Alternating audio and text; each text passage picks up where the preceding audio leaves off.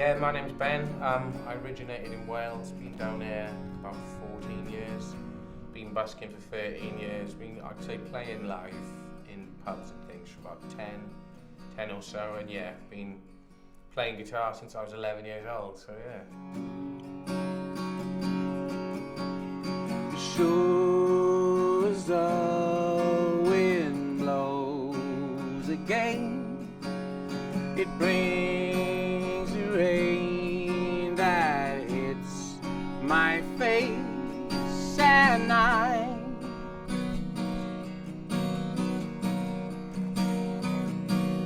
Feel the cold.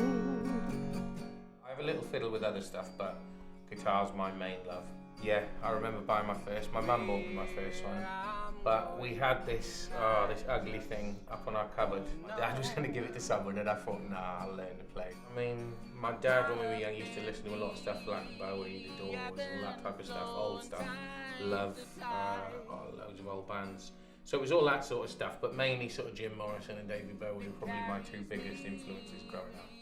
Yeah, I played all the way through school and neglected every other part of school other than playing guitar, and I started out in Christchurch. I haven't done there in years, but that used to be the cream spot, and before either me or my brother could drive, that would be where we go. But now sort of Weymouth, Swanage, Ringwood, Wimborne, everywhere. Anywhere that's got good footfall, so anywhere where there's a bit of to and fro in, you know what I mean? Like an alleyway where people are going and they have to pass you. Yes. So anything that I can get in the way of people and trip them up, that's what I'll do. Try to get out at least, once a week usually. But if the weather's good, 2 or 3 times, depending on how many days off I get. And drift away.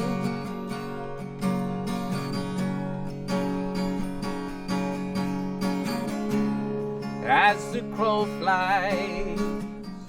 I love it. Like, sometimes it's stressful. I used to live off it for a while, but it was stressful then. Okay. But it's not as bad now. I mix it in with everything else. So mainly covers, but I found that that's where you're going to do best, you know what I mean? So I will play my own stuff just to get a bit of practice in, but yeah, mainly covers old stuff, because you've got the pensioner crowd which are going to be keeping you alive. So, but I'll force myself to write a lot as well, so I try to at least get, I'd say, a minimum 1 song a week, but it tends to be sort of 5 or 6, and a lot of them will be terrible, like I won't deny, but I've only just released one. That's probably the one I'm most proud of at the minute, but that's up on Spotify. Love Goes Away, it's called. It's the one about loss and grief and all the fun stuff of life. But yeah, it just, I think, because it had taken me so long to get the backside in gear and get it recorded. To sleep under the sun. I was born for more than this, you know I'm not the only one. I was born to be a drifter and drift away.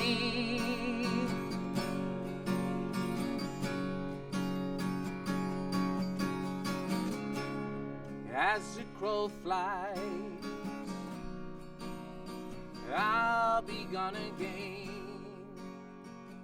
I used to move, well, I still move house quite a bit, so I change jobs every couple of months. So yeah, that's what it was about. My unwillingness to settle in one spot, which is ironic because I've been in my job for 2 years now. With busking, I don't know, you're not thinking about the audience as much, it's just sort of rocking up, seeing how things go. I use it a lot as well for sharpening up newer songs or testing them out, like new covers. And it's more about time. I mean, with gigging, you've obviously got your set time. If you want to play through your break, you can. But you've got to be kind of strict with it. Whereas with busking, as long as you can beat everybody else there, just cover as long as you want. Floating along on the wind, I just keep moving. So I think busking's more grueling though. With gigs, it's a little less sort of back-breaking. Yeah. But I won't tend to play gigs that are like 5 hours long, whereas I have busked for sort of 5 hours or more in a If the action on the guitar is high, it'll cut your fingers to ribbons, and I mean that can still be a problem now. I mean, I didn't lose it. I cut the tip of my thumb off playing a gig a couple of years ago. The tip went flying off across the stage. Wow. It was shooting blood halfway through the gig. Inside, and I tried, and I tried, but it fades with time, but it fades with time, but it fades with time, and love goes away. I've been a bit lazy with booking this year. It's been more about the recording, so yeah, now I'm not really nervous. I'm just looking forward to it. I'm just glad to sort of get back in and just do a full one, but it'll be a new venue, so I'm gonna smash the livers out of that. And we've been like, me and my brother years ago, we know a few people that have sort of little record companies, man, and they've offered us record deals, but without sounding arrogant, I'm very fussy with stuff like that. Like I'm not signing nothing other than a waiver. Like, but nah, it would depend. I mean, a record deal I'd be less inclined for, but touring, yeah, I do that all day. Just because I like travelling about. Maybe 14 years ago, me and my brother, because we used to play together, so we used to do a ukulele club in Poole that we go to, and then our first ever open mic was in Busking, and yeah, that was probably our first proper performance. I mean, we'd done a little bit of busking and things before then, but we were both terrified. I mean, we were both staring at the floor, couldn't look at the audience, and then just got up without a word and sat back down, but yeah, we were both addicted from then. But it fades with time, but it fades with time, but it fades with time, and love goes away. And busking's helped a lot as well. I mean, busking, especially with the sharpness and the confidence, that was kind of like our secret weapon, because it helped us get a lot tighter together, and just to get the set list a lot more sort of packed. Because we were sneaky. We'd time other buskers on certain spots, and then one of us would get down, say, an hour or two earlier than them. And if they started figuring out our timings, then we'd do it again. But it would be, we'd take it in turns. 1 week I'd get down there like 6 in the morning, then he'd turn up about 8, and then vice versa. And you're gonna, with busking, doesn't matter how good you are, you're gonna get some people come up, tell you rubbish, tell you get a job, call you all sorts of names. Try to remember that that's not personal, it's just because they're miserable, you know what I mean? It's like, no matter where you go, you can't please everybody. So a lot of the time as well, most people ain't focusing on you. So try to block them out.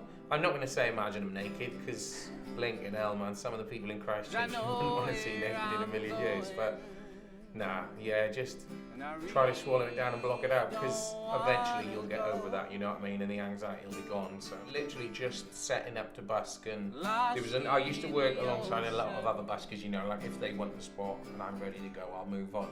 But Christchurch used to be one for, you'd get a lot of sort of beggars and homeless and things like that, like trying to test the buskers and threaten them off.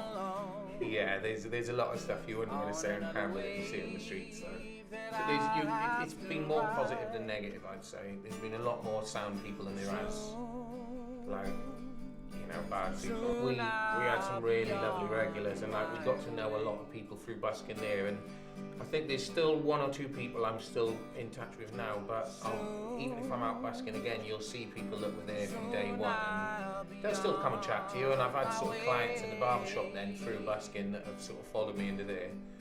I'd say try to work with anybody that you can. So and by that I mean, say if you get a business comes up, they want you to move on, it's easier to move on, you know what I mean? Because you can find out then when it's best to sort of come back, or if there's any other spots you can come and do. But a lot of the time those sort of people will help you know what I mean? It's like, but yeah, I'd say try not to be too belligerent as well, stand in your ground. I mean, there is the extreme, like you say, if somebody does pull a knife out and they put an intention, then move on, but if you can crack them with your guitar first, then do that. Like. But other than that, yeah, I'd say it's just longevity. But it's consistency as well. I mean, you don't have to be in a spot week in, week out, but going back there fairly regular is good. I'd never say do 2 days in the same spot in a row though, because people will start to get annoyed with you, and then it sort of ruins it for everyone else then. But yeah, but mainly don't move on for anybody that isn't official. Like, if it's another busker, just set a time with them that they want to come back, and then that's that. But don't ever let them have the 5 minutes while you're setting up to have a bus though, because yeah, they'll take the mickey. You'll never get rid of them. Yeah, it's something I don't think, I can't really see myself quitting. I mean, there's times when you think, oh, maybe one day you'll have to knock this on the head and get too old for it. Then you'll see a 70-year-old man dressed as a Morris dancer in the middle of a square somewhere, and you think, you know what? Nah, he's inspiring me to keep going. Yeah, and I think especially nowadays, like the more I do it, the more you realise, right, I'd rather be doing this than anything else. I mean, it's brought me a lot of good friends, a lot of good times, a lot of good opportunities, and I don't think I'd have had any of them without those things. Obligation, I really don't have to stay.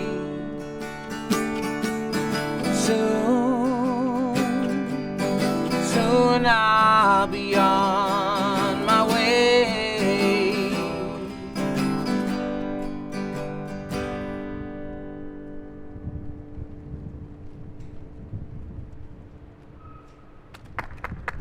Thank you.